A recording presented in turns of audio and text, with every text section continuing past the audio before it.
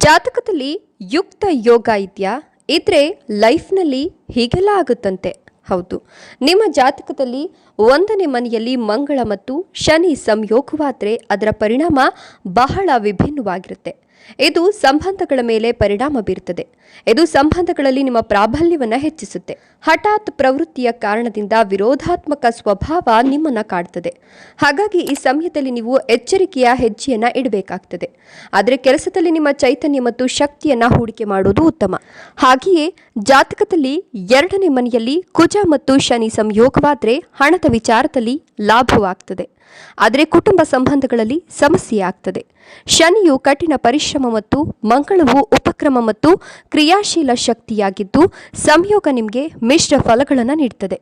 ಕೆಲವೊಮ್ಮೆ ಇದು ಹೆಚ್ಚಿನ ಹಣದ ಲಾಭವನ್ನು ಕೂಡ ತರಬಹುದು, ಆದರೆ ಆಗಾಗ್ಗೆ ಕೆಟ್ಟ ಫಲಿತಾಂಶವನ್ನು ಕೂಡ ನೀಡುತ್ತದೆ. ಹಣದ ವಿಷಯಗಳಲ್ಲಿ ಹೆಚ್ಚಿನ ಒತ್ತಡ ಸಹ ಉಂಟಾಗುವ ಸಾಧ್ಯತೆ ಇರುತ್ತೆ.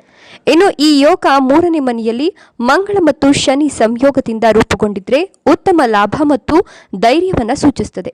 ಅದು ನಿಮ್ಮ ಕಠಿಣ ಪರಿಶ್ರಮ ಮತ್ತು ಪ್ರಯತ್ನದಿಂದ ಹೆಚ್ಚಿನ ಹಣದ ಲಾಭವನ್ನು ನೀಡುತ್ತದೆ.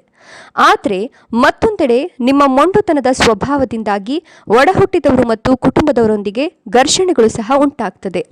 ಇನ್ನು 4ನೇ ಮನೆಯಲ್ಲಿ ಏನಾದರೂ ಮಂಗಳ ಮತ್ತು ಶನಿ ಸಂಯೋಗ ಆದರೆ ಈ ಸಂಯೋಗವು ಭಾವನೆಗಳಲ್ಲಿ ಸ್ಥಿರತೆ ಮತ್ತು ಮನೆಯ ಸಂತೋಷದ ಅಭಿವ್ಯಕ್ತಿ, ಧಾರ್ಮಿಕ ಚಟುವಟಿಕೆಗಳಲ್ಲಿ ಹೆಚ್ಚಿನ ತೊಡಗಿಸಿಕೊಳ್ಳುವಿಕೆಗೆ ಕಾರಣವಾಗುತ್ತದೆ. ಆದರೆ ನಿಮ್ಮ ತಾಯಿಯೊಂದಿಗೆ ಆಗಾಗ ಜಗಳವಾಗುವ ಸಾಧ್ಯತೆ ಇರ್ತದೆ. 5ನೇ ಮನೆಯಲ್ಲಿ ಮಂಗಳ ಮತ್ತು ಶನಿ ಸಂಯೋಗ ಏನಾದರೂ ಆದರೆ ಈ ಸಂಯೋಗವು ಮಕ್ಕಳಿಗೆ ಸಂಬಂಧಿಸಿದ ವಿಷಯಗಳ ಮೇಲೆ ದುಷ್ಪರಿಣಾಮವನ್ನು ಬೀರುತ್ತದೆ. ಹಣದ ವಿಷಯಗಳಲ್ಲಿ ಸಮಸ್ಯೆ ಆಗಬಹುದು. ಇನ್ನು 6ನೇ ಮನೆಯಲ್ಲಿ ಮಂಗಳ ಮತ್ತು ಶನಿ ಸಂಯೋಗವಾದರೆ ನಿಮ್ಮ ಪ್ರತಿಸ್ಪರ್ಧಿಗಳು ಗೆಲ್ಲುವ ಧೈರ್ಯ ನಿಮ್ಮನ್ನ ಹುಡುಕಿಕೊಂಡು ಬರುತ್ತೆ. ಈ ಕಾರಣದಿಂದ ಉತ್ತಮ ಆರೋಗ್ಯ ಮತ್ತು ಚೈತನ್ಯವನ್ನು ಪಡೆಯಬಹುದು. ಆದರೆ ವಾಹನ ಚಾಲನೆ ವಿಚಾರದಲ್ಲಿ ಎಚ್ಚರಿಕೆ ಇರಬೇಕಾಗ್ತದೆ. ಜೊತೆಗೆ 7ನೇ ಮನೆಯಲ್ಲಿ ಸಂಯೋಗ ಇದ್ರೆ ವೈವಾಹಿಕ ಜೀವನ ಮತ್ತು ಸಂಬಂಧಗಳಲ್ಲಿ ಪ್ರೀತಿ ಕಡಿಮೆಯಾಗುತ್ತೆ. ಕಠಿಣ ಪರಿಶ್ರಮ ಮತ್ತು ಪ್ರಯತ್ನಗಳೊಂದಿಗೆ ವ್ಯಾಪಾರ ಪ್ರಯತ್ನಗಳಲ್ಲಿ ಯಶಸ್ಸನ್ನು ನೀಡುತ್ತದೆ. ಇನ್ನು 8ನೇ ಮನೆಯಲ್ಲಿ ಮಂಗಳ ಮತ್ತು ಶನಿ ಸಂಯೋಗವಾದರೆ ನಿಮಗೆ ಹೆಸರು ಮತ್ತು ಖ್ಯಾತಿ ಮತ್ತು ದೀರ್ಘಾಯುಷ್ಯದೊಂದಿಗೆ ಉತ್ತಮ ಸಂಪತ್ತನ್ನು ನೀಡುತ್ತದೆ.